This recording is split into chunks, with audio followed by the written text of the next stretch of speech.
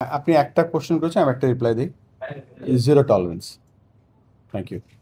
আচ্ছা, Whether that is employee, whether that is a director, there is an investigation committee that is responsible for the decisions.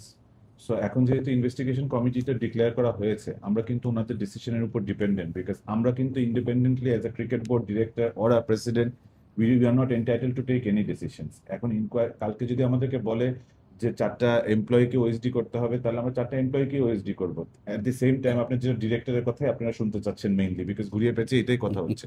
The decision is there's. তারা কমিটিতে যখন তারা ইনভেস্টিগেশনটা করবে তাদেরকে সহই করবে, কোনো ডিরেক্টরকে ছেড়ে যে করবে তা কিন্তু না।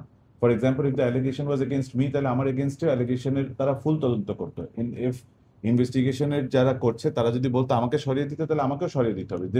বুলবুল ভাই যেটা বলেছে, zero tolerance, whether that is the president, whether that is the board director or any employee. যে জিনিসটা হয়েছে, if the allegations are true, it will not be tolerated. But at the same time, এই এতটুকু investigation যেহেতু একটা মানুষের personal লাইফের উপরে জিনিসটা দেওয়া হয়েছে, it will hamper their life also if it is not true.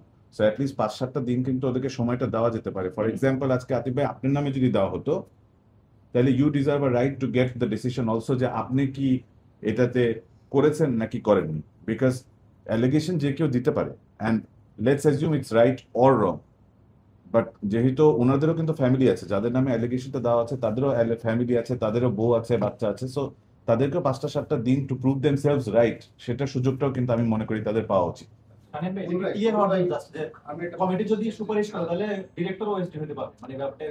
ভাই, এই দেশের প্রাইম মিনিস্টারের জন্য এই নিয়মের কোনো মাফ নেই। আমরা কিন্তু মামুলি ডিরেক্টর।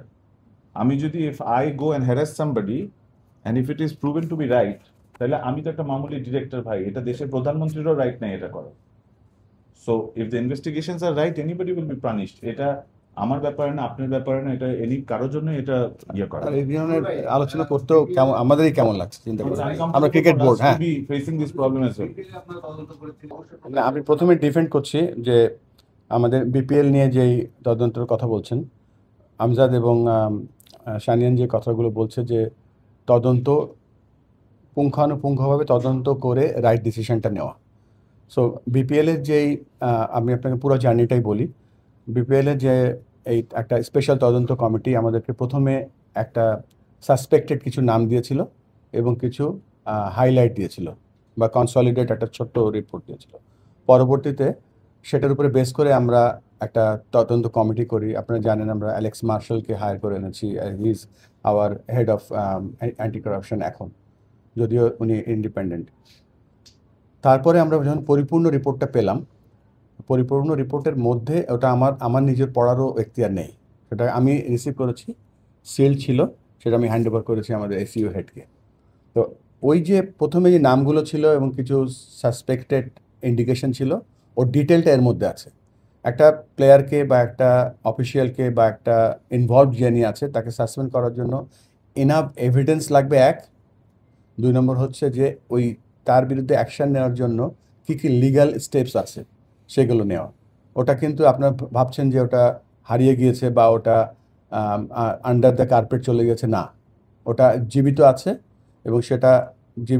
এবং সেটা রাইট ডিসিশনটা নেওয়ার জন্য আমরা খুব সিরিয়াস কাজ করছি। এখানে ব্যাড লাক আমাদের যে একটা ইভেন্ট একটার পর একটা ইভেন্ট চলে আসছে, এই জন্য হয়তো ওই ইভেন্টের আগেই হয়তো ওই ফাইনাল রিপোর্টটা করতে পারছি না based on because of the procedure. তো এইখান থেকে আমরা অ্যাকচুয়ালি নড়িনি যে আমরা কোনো একটা রিপোর্ট গায়েব করে দিচ্ছি, সেরকম কিছু নাই। আমরা সমস্ত রিপোর্টের পুরোপুরি ওটার আউটকাম এবং শাস্তি বা মওকুফ যা আছে ওর মধ্যে তারা নেবে, আমরা তাদেরকে ওইটার ফুল সাপোর্ট করছি। আর পরবর্তী যেটা বললেন সেটা একটা কমিটি তারা কাজ করছে এখন, কিছু যেহেতু একটা কাজ করার প্ল্যান করেছে, এই সময় আমরা কিছু বলতে চাচ্ছি না এটা।